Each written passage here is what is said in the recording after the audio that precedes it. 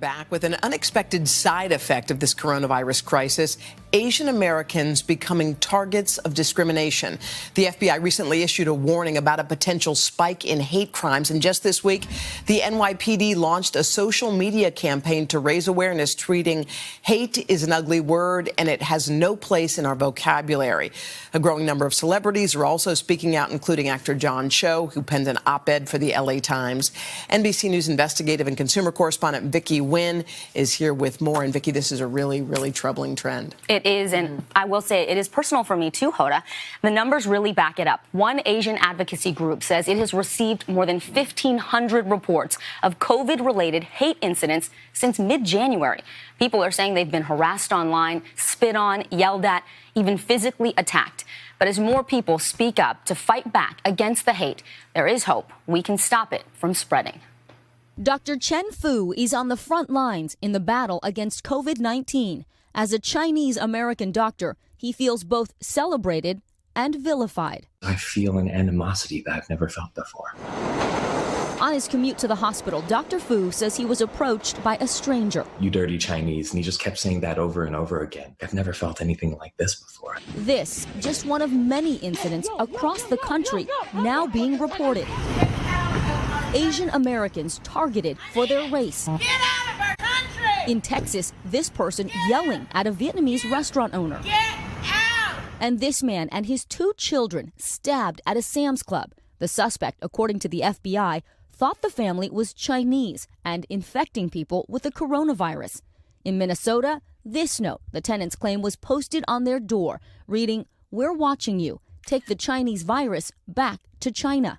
In New York City, in just a month, police say they've investigated 11 hate crimes against Asian Americans, compared to 3 in all of last year. OCA Asian Pacific American Advocates, a nonprofit group that tracks discrimination against Asian Americans, says it has received more than 1,500 COVID-19 related reports of hate incidents since January. We have seen everything from cashiers who will tell somebody, "I'm not going to serve you because I don't want to catch coronavirus." We've also seen patients who have gone into health clinics who say, "I don't want you as a nurse. I want somebody else to help me." Because the nurse was Asian American? Exactly. From mid to late March, President Trump repeatedly referred to the coronavirus as the Chinese virus. The Chinese virus, the fight against the Chinese virus, it comes from China. Racist. It's not racist at all, no. This photo of his speech with the word Chinese replacing corona went viral on social media. I have never seen the Asian American community this scared. They're in fear for their life. Jean Wu is a state representative in Texas. Why not call it the Chinese virus? Because it could create harm and has created harm. Now, many are calling for people to rise above the hate. New York Mayor Bill de Blasio. We will not tolerate any discrimination. We will not tolerate any hate crimes. Black, Hispanic, and Asian congressional leaders uniting to condemn racism. It's important for us to negate the hate, come together as Americans. And celebrities urging fans to stand up for each other.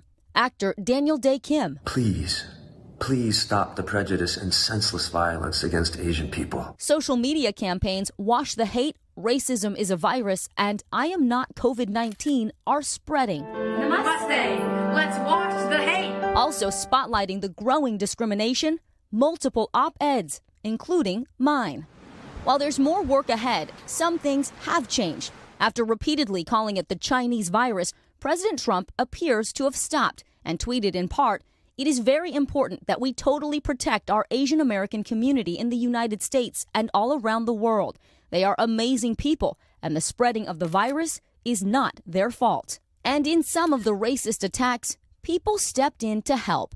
Zach Owens risked his life to save the family attacked in Texas. He saved our lives. And for Dr. Fu, a stranger jumped in. He defended me, and he said, "No, you can't do this." That guy was my hero. And this is not just happening with adults. Just this week, an Asian mom posted this to her Instagram. A student in her daughter's 2nd grade class said he didn't like China or Chinese people because they started this quarantine. She encouraged her daughter to put her feelings on paper, and the result was this letter. It reads in part, "This made me feel sad because he was my friend and I'm Chinese. It's wrong because he doesn't know what he's saying." but it ends on a compassionate note. Thank you for being my friend. And it really is so important, Hoda, for parents to speak with their kids about this kind of discrimination.